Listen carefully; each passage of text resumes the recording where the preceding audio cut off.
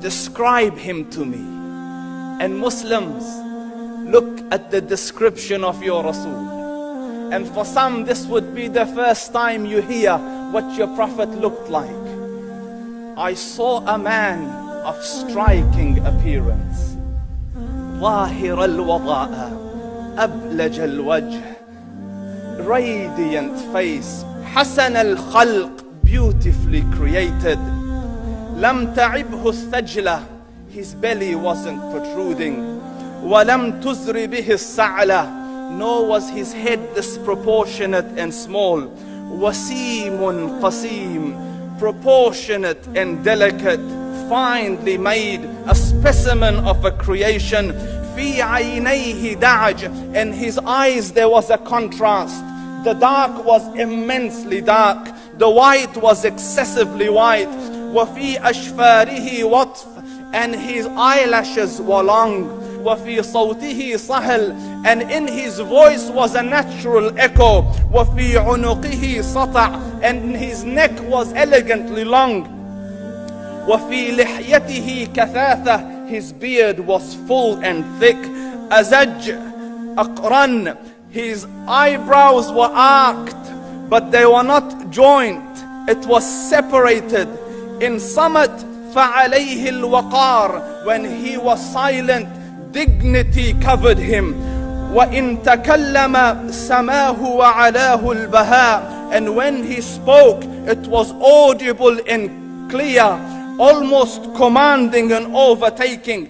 أجمل الناس وأبهاهم من بعيد, from afar the most striking and outstanding in appearance. وأحسنهم وأجملهم من قريب, and when he came near, the best of them and the most handsome of them in closeness. حلو المنطق, such an exalted and sweet level of logic. Like when he used to speak, it was so coherently logical, it was smooth and easy to understand. فصل لا نزر ولا هذر, he was to the point, not excessive nor too short.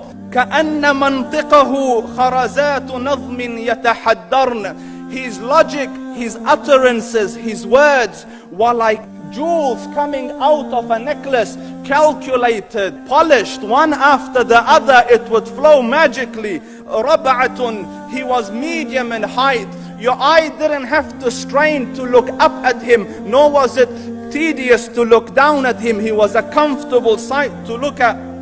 له رفقاء يحفون به, he had friends, the people that were with him, they were working around him to try to serve and protect him.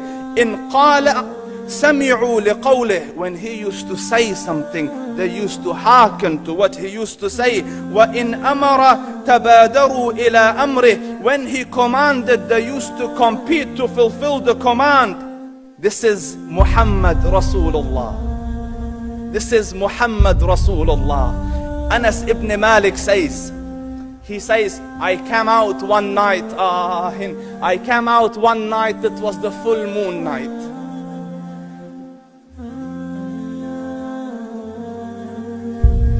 And I looked at the moon, and in the desert, understand, the moon is an awesome sight. It is smooth, it is radiant, it is clear, it is gentle compared to the scorching sun at which they are used to. So the moon was the epitome of beauty. So he says, I came out at a full moon night and I looked at the moon and I saw it, beautiful, handsome. So I said, let me go see if the moon is more handsome or my Prophet is more handsome. Let me see if that is more beautiful or the Prophet is more beautiful. So I went and I saw him standing afar. So I looked at his face and I looked at the moon, and I looked at his face, and I looked at the moon, and I looked at his face, and I looked at the moon, and he said, Wallahi, he was more handsome than the moon in its entirety. That is just the look of your Rasul.